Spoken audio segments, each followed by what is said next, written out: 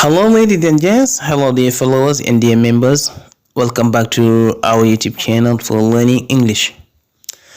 asalaamaaleykum beneen yoon dal leen jàmm ci suñu chaîne YouTube bi di leen jaajëfal yéen ñi déglu di ñuy seetaan muy góor ak jigéen ci suñu chaîne YouTube bi ñu tuddee ko jàngal ma anglais ci wolof. Guys, don't forget to subscribe, to share the videos with your friends who want to learn English. di leen yi wax rek bu leen fàtte ñu nga xam ne ni abonné goo leen mun ngeen abonné ci suñu chaîne bi képp ko bëgg jàng rek abonné fii nga koy partager ci mit ak xarit yu nga xam ne ni dañaa bëgg jàng anglais. am nañ ci mit compte TikTok pour jàng anglais ak page Facebook ak Instagram. tey nag lu ñuy jàng mooy school year donc school year wala nga ne academic school year academic school. donc tey li ñuy waxtaane moom mooy ci année scolaire bi la ñuy waxtaane maanaam ouverture école. ay wa ñi dem. Schools are opened.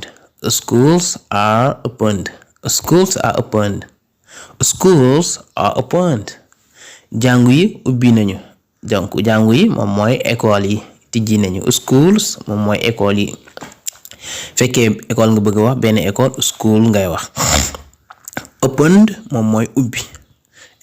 open the door mooy ubbil buntu bi waay. don't open the window bul ubbi fenêtre bi.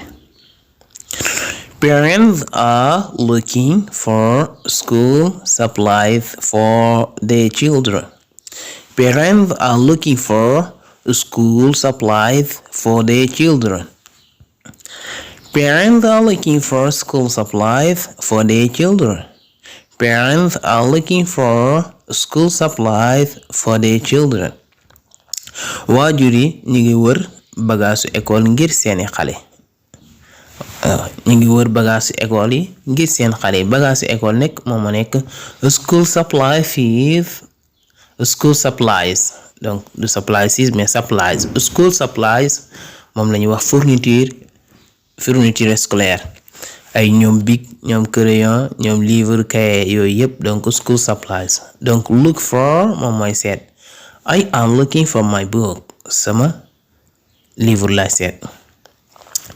Most of the traders are selling them. Most of the traders are selling them. Most of the traders are selling them. Most of the traders are selling them. jaaykat yu bari ñu ngi leen di jaay.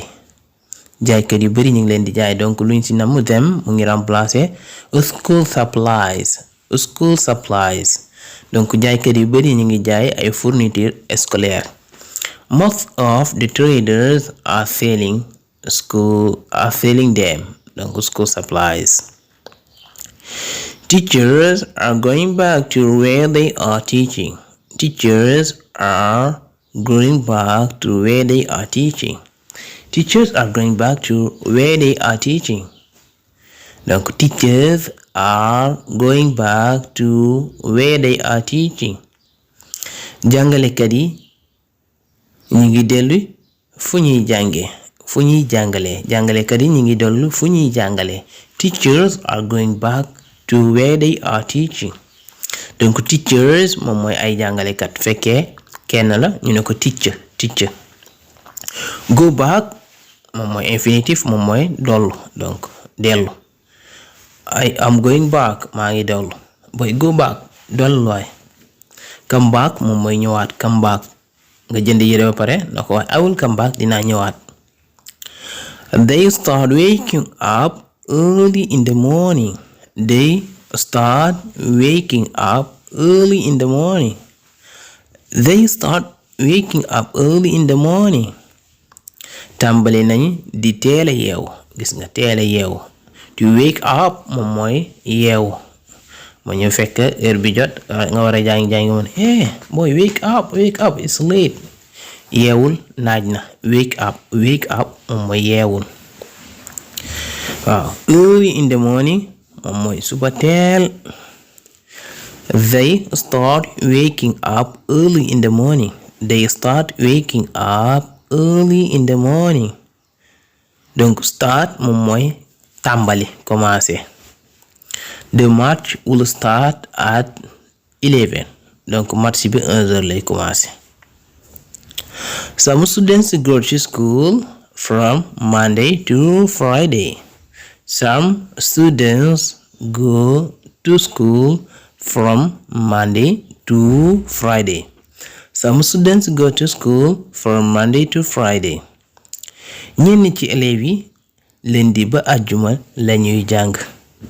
Donc some students moom mooy ñenn ci élèves yi. Go to school moom mooy dem jàngi comme jàngi. Yeah, I'm going to school. maa ngi nii di jàngi. Go to school comme nga wax sa doom demal jàngi go to school. Donc buñ ne from Monday to Friday moom mooy lundi ba àjjuma. From 10 to 12 donc 10h ba midi. Yi ay expression la. It's never too late to learn. It's never too late to learn. Si français moom moo nekk il n'est jamais trop tard d'apprendre. Il n'est jamais trop tard d'apprendre. It's never too late to learn. Wolof di ko wax jàng du weesu. Waaw jàng du weesu kon moo nekk noonu. Anglais nu mu koy wax moom mooy it's never too late to learn. It's never too late to learn. Jàng du weesu. Guys, thank you for listening to me. Thank you also for watching the videos. Again, don't forget to subscribe and to share the video with your friends who want to learn English. Guys, di leen di jaajëfal beneen yoon rek ci déglu bi ak seetaan bi. Take care of yourself and see you in another class.